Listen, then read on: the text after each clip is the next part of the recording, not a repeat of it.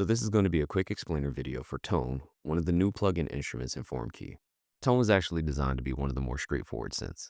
It's very what you see is what you get. The idea being that signal flows from left to right and builds as it goes. So you start with your tones, you then shape your tones into the kind of sound you want before adding changes to voicings and effects. So starting off with the pitch area, you can see we have an initial tone that we start with.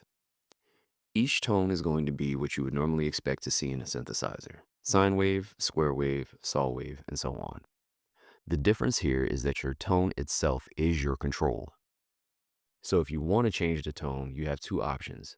You can either tap the wave directly, or you can press the label in the bottom corner and select it from the list.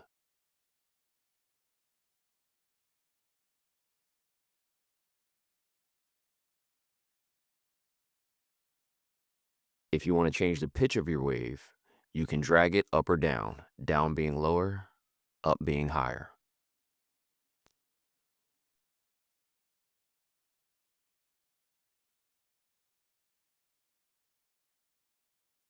We've actually tied it to the color system in Form so that octave shifting corresponds with the colors found there.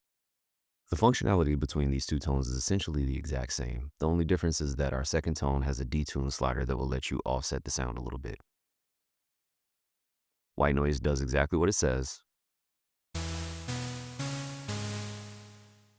as does mix. You'll notice that as you edit things, you get visual updates across the interface.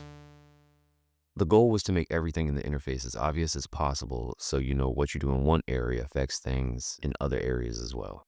Next, we'll take a look at the shape area. This first area is what we would normally refer to as an amp envelope. To make it more approachable to a new user, we're referring to this as character because that's what it's doing. It's giving the sound its character. As you shift the sound wave around, you get the behavior characteristics of different instruments. You can get a pluck, the behavior of strings or pads, or an organ style behavior. Next, we have a simple low pass filter, which will let you filter out certain frequencies in your sound profile. We've added a drop down here as well that will give you some common effects that you can expect from a filter like this.